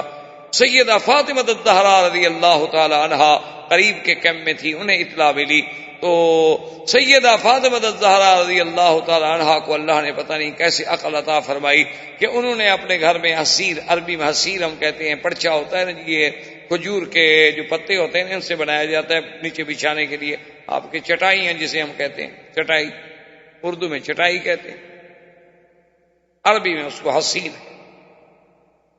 تو انہوں نے فوری طور پر اس کو جلایا، اور وہ ایک پرچا یعنی چٹائی جلنے میں کتنی دیر لگتی ہے، وہ تو ہوسی ایسی چیز ہے نا، تو جب جل کے وہ راکھ بنی تو وہ گرم گرم راکھ لے کر انہوں نے حضور کے زخم پہ رکھ، بس وہ رکھنے کی دیر تھی، وہ جم گئی اور خون بن۔ اسی طرح حضور صلی اللہ علیہ وسلم کے رخسار مبارک کا خون بند ہوا اور دانت مبارک شہید ہو گئے۔ حضور صلی اللہ علیہ وسلم نے اپنے ہاتھوں پہ، اپنے کپڑے پہ اپنا خون روکا ہوا ہے، اور حضور صلی اللہ علیہ وسلم لن یفلح قوم، وہ قوم کیسے فلاح پاتی ہے جو اپنے اللہ کے نبی کے چہرے کو زخمی کر۔ اب صحابہ نے زور لگایا کہ کسی طرح حضور صلی اللہ علیہ وسلم کو ہم اس پہاڑ تک لے جائیں۔ حضور کو پہاڑ تک لے گئے تو اسی دور میں ابی بن خلف جو کافر تھا، بہت بڑا کافروں کا سردار تھا، اور یہ دشمن تھا میرے مدنی پاک، یہ اپنے گھوڑے پہ آیا، اس کو پتہ لگا کہ حضور صلی اللہ علیہ وسلم زخمی ہیں، اس نے اپنے ساتھیوں کو کہا کہ ادھر آؤ، اصل مقابلہ تو ہمارا اللہ کے نبی کے ساتھ ہے نا۔ اور یہ وہ ابی ابن خلف تھا کہ جب بھی حضور اس کے سامنے آتے تھے یہ بدبخت ہمیشہ کہتا تھا کہ انا اقتلک وعلی ھذا الفرس، کہ محمد مصطفیٰ یاد رکھنا میں تمہیں قتل کروں گا اور اسی گھوڑے پر۔ اور حضور صلی اللہ علیہ وسلم نے ایک دفعہ غصے میں آ کے یہ بھی فرما دیا کہ بل انا اقتل، تم نے مجھے کیا قتل کرنا ہے، میں تمہیں قتل۔ حالانکہ حضور خود کسی کو قتل نہیں کرتے، یعنی اتنی رحمت و شفقت بھری ہوئی تھی میرے آقا میں کہ حضور نے کبھی اپنے دشمنوں کو بھی قتل نہیں کیا، لیکن یہ بدبخت ایسا تھا، اس نے حضور کو اتنا ستایا کہ حضور پاک کو بھی کہنا پڑا، فرمایا بل انا اقتلک، نہیں میں تمہیں قتل کروں، تم مجھے کیا قتل کرو۔ تو یہ ابی ابن خلف جو تھا جی، اسی گھوڑے پر پوری قوت کے ساتھ حملہ آور ہوا، اور اس بدبخت نے اتنا وہ خود اور زرہ اور لباس پہنا ہوا تھا کہ صحابہ کہتے ہیں کہ ما سوائے اس تھوڑی سی گردن کے حصے کے اور کچھ ظاہر کہ خود یہاں تک آ گئی اور زرہ یہاں سے شروع ہو جاتی تھی، صرف یہ ایک رقبہ کا حصہ ظاہر تھا، اور پورے بدن میں کوئی جگہ خالی نہیں تھی۔ تو سب حیران ہیں. صحابہ اب آگے آنے لگے. حضور نے فرمایا اترکوہ لی، چھوڑ دو، آنے دو بھائی. نے کہا حضور آپ زخمی ہیں، سرکار دو جہاں آپ تو کھڑے نہیں ہو رہے کمزوری کی وجہ سے، اور وہ ظالم گھوڑے پر سوار ہیں اور بڑا ظالم ہے اور قاتل ہے اور بڑا جنگجو ہے. حضور نے فرمایا اترکوہ لی، ہٹ جاؤ. حضور نے فرمایا عمر حاضر یا رسول اللہ، فرمایا مجھے نیزہ دو. حضرت عمر کیا کرے، حضور کا حکم ہے، اللہ کے نبی کے حکم کو کوئی روک تو نہیں سکتا نا. جلدی سے نیزہ دیا. تو صحابہ کہتے ہیں کہ حضور نے ایسے نیزہ پکڑا اور نیزہ پھینکا اس ظالم کی طرف. اچھا وہ نیزہ بالکل ایسے تھوڑا سا اس کو ٹچ کر گیا، پورا لگا بھی نہیں، یعنی تھوڑا سا جیسے چمڑا اتر جاتا ہے نا، ایک معمولی سا جرح پیدا ہوتا ہے، اتنا لگا. لیکن وہ اتنا ڈرا ہوا تھا نا کہ حضور نے کہا تھا نا کہ بل انا اقتلک، وہ اسی ڈر میں اتنا خوفناک ہوا کہ بھاگا.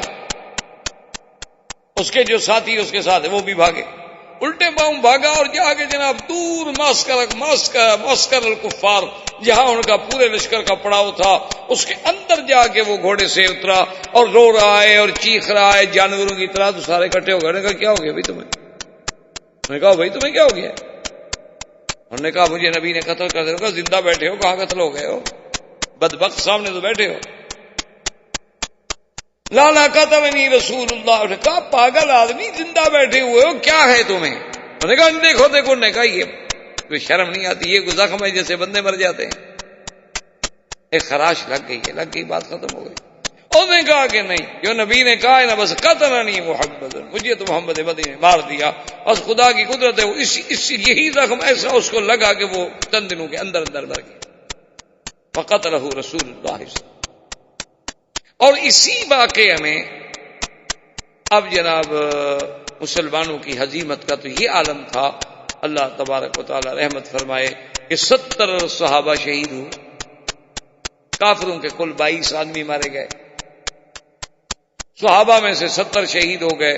اور سیدنا حمزہ رضی اللہ تعالی عنہ عم رسول اللہ، حضور صلی اللہ علیہ وسلم کے چچا جو ہیں، تو ہندا وحشی کو لے کر آئی اور حضرت حمزہ کی لاش تلاش کی. اور لاش تلاش کرنے کے بعد آپ کے کان کو کاٹا، آپ کے ناک مبارک کو کاٹا، آپ کے چہرے پہ زخم لگائے، آپ کے پیٹ کو چاک کیا اور اندر سے کبد، آپ کا جگر جو تھا وہ نکالا اور چبانے لگی. چونکہ اس نے قسم کھائی تھی کہ میں حمزہ کا جگر چبا کے کھاؤں گی، کیونکہ انہوں نے ہی اتبا شیبہ اس کے خامد کو اور باپ کو اور بھائی بیٹے کو مارا تھا جنگ بدر میں. تو اس عورت کے اندر انتقام تھا. قبائل کے لوگ تھے نا، سردار تو تھے لوگ، قوم تو تھی نا. یہ الگ بات ہے کہ کافر تھے، دشمن تھے، لیکن ان میں اپنی خون اور اپنے خون کا بدلہ اور اپنے بڑوں کا بدلہ لینے والی بات تو ان کے گھٹی میں پڑی ہوئی. تو لیکن خدا کی قدرت ہے کہ سیدنا حمزہ کے قبض کو چبا نہ سکی، کھا نہ سکی. بڑی کوشش کی کھانے کی، لیکن جو زور لگایا وہ نہ چبا سکی، تو وہیں پھینک کے پھر چلی گئی. تو جب حضور لاشیں دیکھتے ہوئے آئے اور سیدنا حمزہ کی لاش پہ پہنچے، صحابہ کہتے ہیں فبکا رسول اللہ حتی ابکانا، حضور خود اتنی رو پڑے کہ ہم سب رو. اس حالت ہم و رسول اللہ سیدنا حمزہ بطن من ابطال الاسلام. اور صرف سیدنا حمزہ رضی اللہ تعالیٰ عنہ کو نہیں بلکہ کئی صحابہ کو نعوذ باللہ ان کافروں نے مسلح کیا کہ ٹکڑے ٹکڑے کر دیا، ہاتھ کاٹ لیا، پاؤں کاٹ لیا، کان کاٹ لیا. وہ بدر کا ایک جوش جو تھا اس کا بدلہ لے رہے. حضور پاک نے حکم دیا کہ سب صحابہ کو ان کی لاشیں اکٹھی کی جائیں اور ان کو کوئی عہد سے باہر نہ لے جائے. اسی اسنا میں ایک صحابی تھے میرے آقا کے جن کا نام تھا حضرت حنظلہ رضی اللہ تعالی.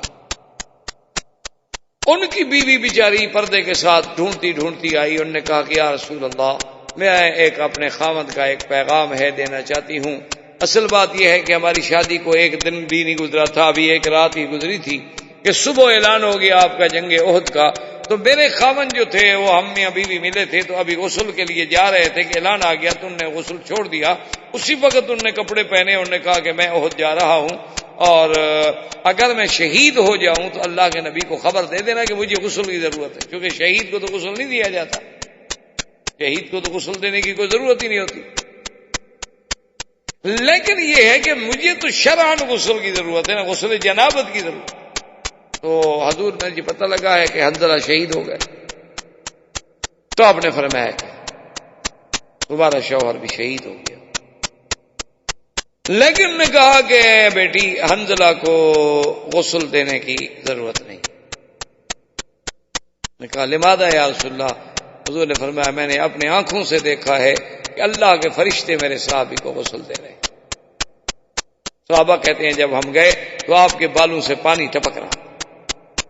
اسی طرح حضرت جعفر طیار، بڑے بڑے لوگ میرے مدنی پاک کے آقا انعامدار کے پروانے اتنے شہید ہوئے، اور یہی وہ موقع ہے کہ ابو سفیان ایک پہاڑ پہ چڑھ گیا، چونکہ جنگ تو اب وہ جیت چکے تھے، پانسا پلٹ چکا تھا۔ اب ان کے جو بکھڑے لوگ تھے، جو دور بھاگ گئے تھے، ڈر گئے تھے، وہ بھی واپس آ گئے، اور پہاڑ پہ چڑھ کے بلند آواز سے کہنے لگا افیکم محمد، بھئی تم میں محمد مصطفیٰ ہیں۔ حضرت عمر کا خون کھولا، حضور نے فرمایا لا تجیب، کوئی جواب نہیں۔ اس نے دوسرا سوال پوچھا افیکم ابو بکر، ابو بکر ہیں؟ حضور نے فرمایا لا تجیب، کوئی جواب نہیں۔ اس نے تیسرا سوال کیا، اس نے کہا افیکم عمر، کیا عمر ہیں؟ حضور نے فرمایا لا تجیبوا، جواب نہ دو۔ اب دیکھیں خدا کی قدرت ہے، کافر ہے، جنگ ہے، لیکن ان کے دماغ میں یہ کس نے ڈالا تھا کہ نبی کے بعد ابو بکر کا پوچھو؟ یہ اللہ نے جو فیصلے کیے ہیں انہیں دنیا کی کوئی طاقت بدل سکتی؟ اللہ نے جو سلسلہ رکھا تھا کہ میرے نبی کے بعد خلفاء اسی ترتیب سے ہوں گے، خدا کی قدرت ہے، کافروں کے منہ سے بھی اسی ترتیب سے نکلتے تھے۔ اس کے بعد وہ خوش ہو گیا، کہنے لگا ان قتلوا جميعا فاعلوا حبل، کہ یہ سب اگر قتل ہو گئے تو آج ہمارا خدا حبل جو ہے بلند ہو۔ حضرت عمر نے کہا حضور اب تو صبر نہیں ہوتا، اب آپ فرمائیں تو جواب دو۔ آپ نے کہا ہاں جواب دو، اللہ اعلی واجل۔ اس نے کہا نا اعلو حبل، اس نے فرمایا تم کہو اللہ اعلی واجل۔ ابو سفیان نے پھر آ کر کہنے لگا لنا العزا ولا عزا لکم، کہ آج عزا کی وجہ سے عزت ہمیں ملی ہے، آج عزا خدا نے ہمیں عزت دی ہے، تمہارے پاس کوئی عزت نہیں۔ حضور نے فرمایا جواب دو اللہ مولانا ولا مولا لکم، اللہ ہمارا حامی و ناصر ہے، تمہارا نہیں ہے، تو امتحان۔ اس نے پھر تیسری دفعہ کہا، اس نے کہا یوم کا یوم بدر الحرب سجال۔ ابو سفیان نے کہا مکے والوں، مدینے والوں سن لو کہ آج کا بدلہ، آج کا دن اس دن کے برابر ہو گیا جو بدر میں تم نے ہم سے انتقام لیا تھا، آج ہم نے بدلہ لے لیا۔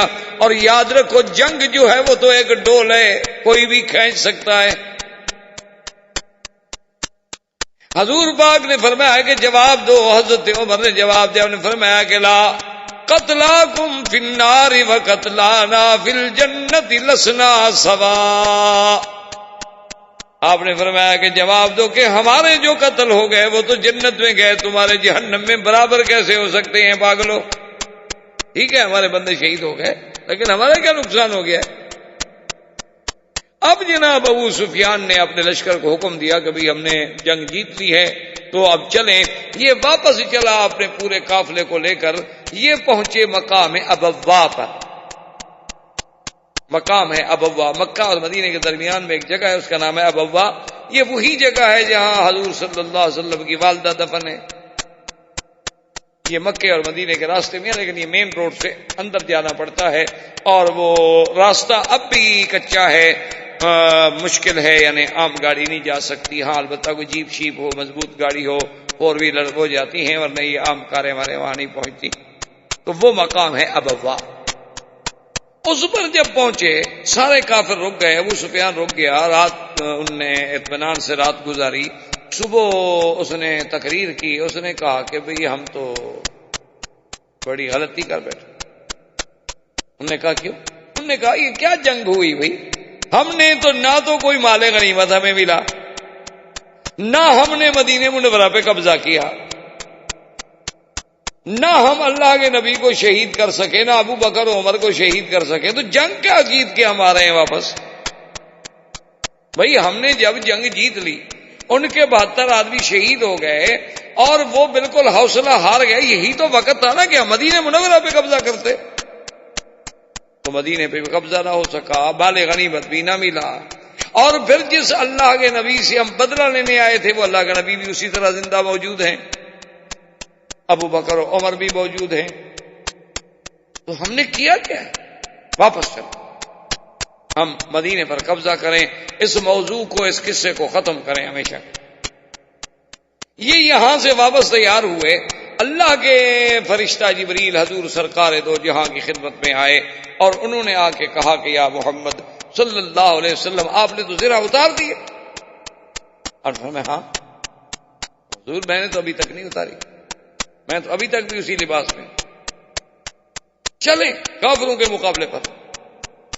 دیکھیں فوراً شکست ہوئی ہے، ابھی یعنی کتنا، 1 دن 2 دن بھی نہیں گزرے، حضور نے حکم دیا کہ سب مسلمان تیار ہو جاؤ، لیکن شرط یہ ہے لا یشارکنا الا من شارک فی احد، اب ہمارے ساتھ جنگ کے لیے صرف وہ جائیں گے جو احد میں ہمارے ساتھ تھے، اور کوئی نہیں جائے گا۔ عبداللہ ابن ابی ابن سلول آیا، اس نے کہا کہ یا رسول اللہ میں بھی اب 300 آدمی لے کے چلتا ہوں، میں بھی آپ کے ساتھ چلتا ہوں۔ آپ نے فرمایا نہیں، تم نے جب احد میں ہمارا ساتھ چھوڑ دیا ہے تو اب ہمیں تمہاری مدد کی ضرورت نہیں، صرف وہ جائیں گے الذین شارکوا فی احد، جنہوں نے احد کے معرکے میں شرکت کی ہے وہ جائیں بس۔ حضور صلی اللہ علیہ وسلم کا قافلہ فوجیوں کا چلا، اور یہ چلتے ہوئے ہمارا الاسد ایک جگہ کا نام ہے، یہ وہاں پہنچے۔ وہاں آ کر حضور پاک نے کچھ قیام کیا تھا کہ کچھ سستا لیں، کچھ سانس لے لیں، اور اکثر تو زخمی تھے، کسی کا بڑا زخم تھا کسی کا چھوٹا تھا، لیکن اکثر تو زخمی تھے، وہ سارے جنگ احد تو بھی 2 دن پہلے لڑے تھے۔ حضور صلی اللہ علیہ وسلم وہیں روکے تھے۔ ابو سفیان نے سوچا، اس کو خبر ملی کہ خرج رسول اللہ صلی اللہ علیہ وسلم، حضور آ گئے، تو صحابہ کے ساتھ حضور تو پھر حملہ کر رہے ہیں۔ اس نے کہا بھئی یہ تو عجیب بات ہو گئی، یہ تو کمال ہو گیا کہ 2 دن پہلے ان کو اتنی بڑی شکست ہوئی، اتنی بڑی ہزیمت ہوئی، اور 2 دن کے بعد فوری طور پر وہ ہمارے تعاقب کے لیے تیار بھی ہو گئے، تو یہ مسئلہ بہت ہی کوئی خطرناک ہے، اور اب ہمارے لیے تو ایک اور موت ہو گئی کہ ہم کیا منہ لے کر مکے جائیں؟ لوگ تو کہیں گے وہ تو تمہارے پیچھے تھے، تم بھاگ آئے ہو، تو فرار بھی تو ہمارے مقدر میں لکھا گیا، نہ تو ہم مدینہ منورہ پہ قبضہ کر سکے، نہ سرکار دو جہاں کو شہید کر سکے، نہ ابو بکر عمر کو شہید کر سکے، اور اب وہ تو مدینے سے نکل کر ہمارے تعاقب میں آ رہے اور ہم بھاگ رہے ہیں، تو ساری زندگی لوگ ہمیں تانا دیں گے کہ اچھے آدمی تھے، 3000 کا لشکر لے کے گئے اور بھاگ بھی تم آئے۔ اس نے ایک آدمی تھا بنو خزاعہ کا خزاعی، اس کو بھیجا کہ تم جا کر کچھ ایسی کہانی بناؤ کہ مسلمانوں کے دل میں ایسا روب پڑ جائے نا کہ بس وہ ڈر جائیں اور رک جائیں، ایسا نہ ہو کہ ہمارا تعاقب کرتے کرتے آ جائیں اور ہم مارے جائیں، ہم تو گئے۔ بنو خزاعی وہ گھوڑے پہ دوڑا اور آیا، حضور پاک صلی اللہ علیہ وسلم ہمراہ الاسد میں ٹھہرے ہوئے تھے، تو ملا اور حضور نے فرمایا کہ کیا حال ہے قریش کا؟ انہوں نے کہا یا رسول اللہ قریش تو بالکل تیار ہیں جنگ کے لیے، اور اب تو اور ان کو بڑی کمک پہنچی ہے، احابیش سے اور فلاں قبیلے سے اور فلاں قبیلے سے اور فلاں قبیلے سے، وہ تو احد سے بھی زیادہ طاقت لے کے آ رہے ہیں۔ اس کو قرآن پاک نے، اللہ نے قرآن میں فرمایا الذین قال لهم الناس ان الناس قد جمعوا لكم فاخشوهم، اللہ نے فرمایا کہ جب لوگوں نے آ کے خبر دی کہ دشمن تمہارے لیے بہت بڑا لشکر اب تیار کر چکا ہے، ڈرو، فزادہم ایمانا، صحابہ کی یہ بات سن کر بجائے ڈرنے کے اور ایمان بڑھ گیا اور ان کی زبان سے نکلا قالوا حسبنا اللہ ونعم الوکیل۔ احباب کرام، اس کے بعد اب آپ اس مبارک سلسلے کی CD نمبر 19 سماعت فرمائیں۔